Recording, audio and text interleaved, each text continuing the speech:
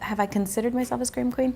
Well, I guess I am, but I do other things as well. So I don't think I'm just a scream queen.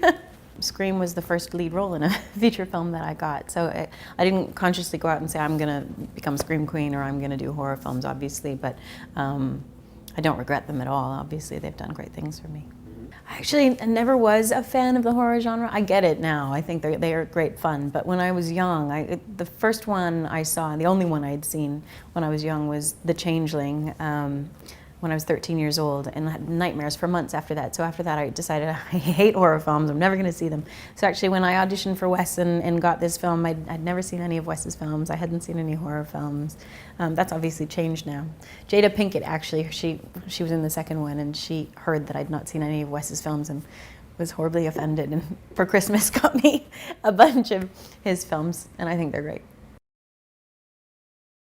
Wes he's just fantastic. He's a fantastic director. I think he's obviously really good at creating tone in a film. He's really good at creating fear for an audience, and those wonderful moments that we all love, you know. And I think also with actors, he's very direct about what needs to be done, what needs to happen. He's not precious about it, and he was able to give me an understanding of what he wanted Sydney to be. I had actually not had any scenes with Skeet, I don't think, in the craft. So when we worked together in Scream, that was fairly new, that relationship, getting to know him. But he's great. Skeet's just a really lovely guy. I think for all of us in the film, we were all fairly new. You know, I'd been doing Party of Five only for a year already. Courtney had been doing Friends for a year. I mean, Courtney was definitely the most experienced. She'd been around for a while. But Jamie Kennedy, Skeet Ulrich, myself, Rose McGowan, David Arquette, all of us were fairly new in the industry. So it was fun in that way. We were sort of excited to be there.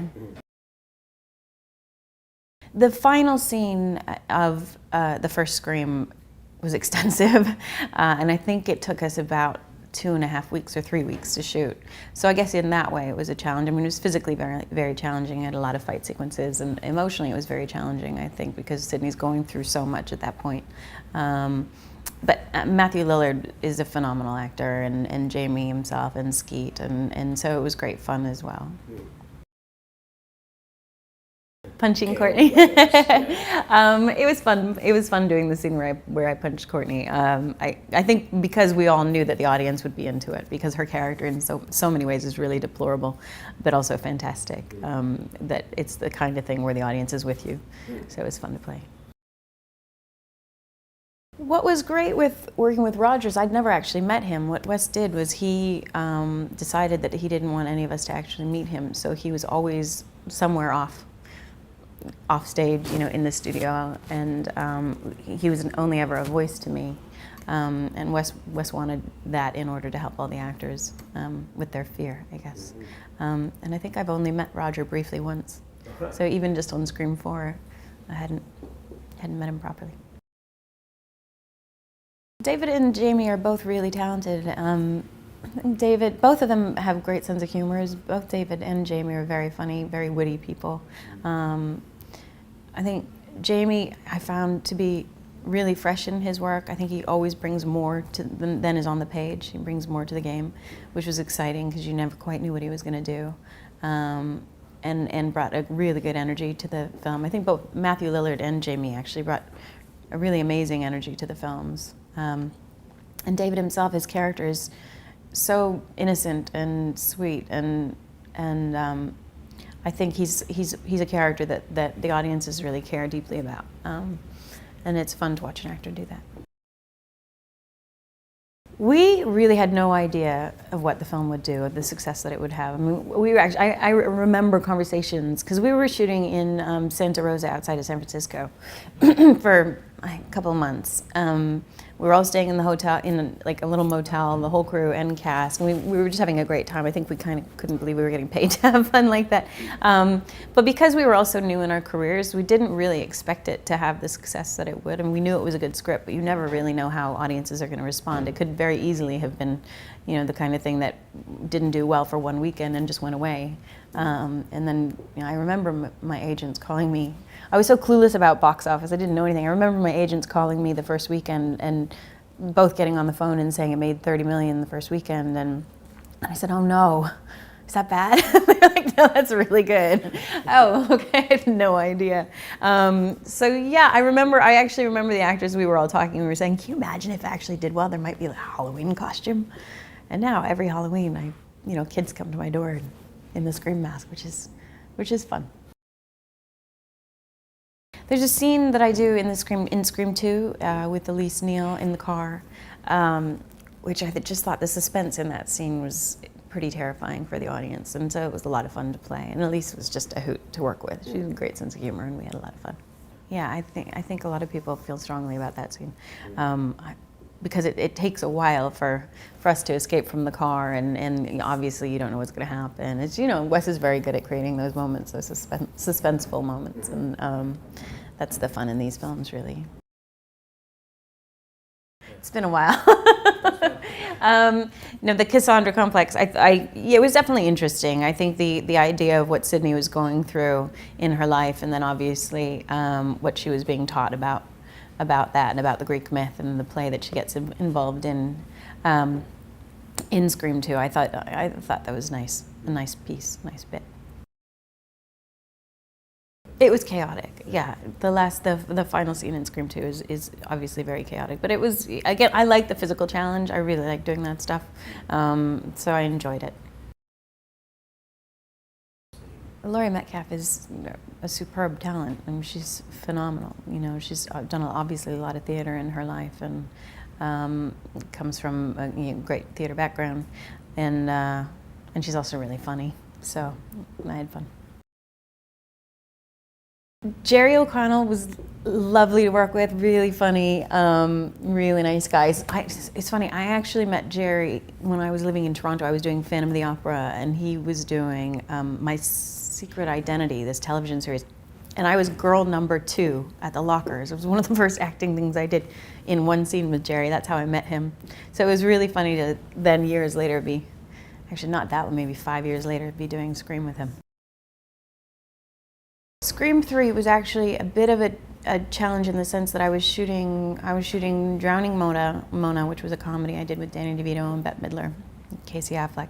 I was doing Scream, and I was doing Party of Five, so I was between nights and days and having trouble remembering who I was. I was playing so many characters, but it was nice to get back to it too. It was nice to get back to it, but yeah, it was good to have a break and do other characters and do other films, and it's important. No, I wasn't contracted for the third, and yes, I was hesitant about it. You don't want to be typecast, and you don't want people to just see you as one thing. That is a challenge as an actor, and I'm sure there are probably some filmmakers who may have turned me down for that reason. But also, the films have done wonderful things for me, and I've had a great career because of them in a lot of ways as well. So, I think we sort of looked to Wes for guidance on that one, and Wes really was very clear about the fact that he felt that it's up to the parents to be conscious of what it is that their kids are watching, and you can't blame, you can't say that a film or a horror film is the reason that a person goes out and carries out a tragedy like Columbine. There's obviously something deeply seated within those people already. I think that had to have been pre-existing. It wasn't Scream or any other horror film that caused them to do that. I think it's their own issues, obviously. And so I think it would have been silly to not make these films suddenly because we felt responsible. I don't think we were responsible for that. I'm a huge fan of Kevin. I think Kevin is absolutely brilliant. I think the writer on the third did a good job of following suit and keeping the tone of the films. Obviously, I think the third one gets a bit more comedic in some ways, but some people, the first film is their favorite, and some people the third film is, and some people it's the second, and I think everyone has their own taste, but I feel strongly about all three of them. I think they're all good films. Yeah, absolutely. It was very odd to suddenly walk onto some sets that were made to look exactly or look identical to where we shot in Santa Rosa. That was odd. We were in a film studio in Los Angeles, and there was a house built that was identical, and that's always an odd feeling. I adore Kevin. I think he's a really dear friend. He's fantastically talented and successful, and you know, he was at the beginning of his career as well. We all I think feel very close to one another in a way, because we were all starting out at the same time. Kevin was very innocent during the first film. He was, you know, very excited about it, but it was all fairly new to him too. So it's been really nice to see his journey and see how well he's done. I think it's nice to see that she's not constantly just a victim, you know, that she actually has become really strong and passionate, and yeah, I think for horror films now, that's what you need to see in these characters, in female characters. It's far more interesting, I think. Oh, we all laugh a lot, to be honest.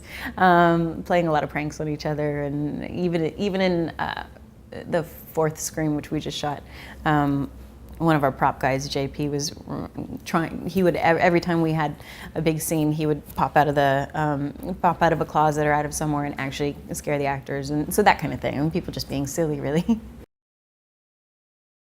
I think we'd all decided fairly clearly that we didn't think we should do another one. I didn't think we were going to do another one. 10 years now since the last, and so when Bob Weinstein came to me about a year and a half ago, it took me about a year to agree to do the film. I at first thought absolutely not. I don't think there's anywhere to go with the character, and I don't know if it's a good idea to do it. And slowly I started, you know, I spoke to Kevin finally, and he sort of pitched me what he wanted the film to be, and wanted to make sure that if I was going to do it, that Courtney would be involved, and Dave would be involved, and Wes would be involved again. Because I thought there's no way we should do this if it's not going to be the same team and have the same tone. And I also realized the audience is really excited about it. Like, people, as soon as there was rumor that the film might happen, that it was crazy on the internet with people talking about it and getting excited. And I thought, oh, maybe this would be fun.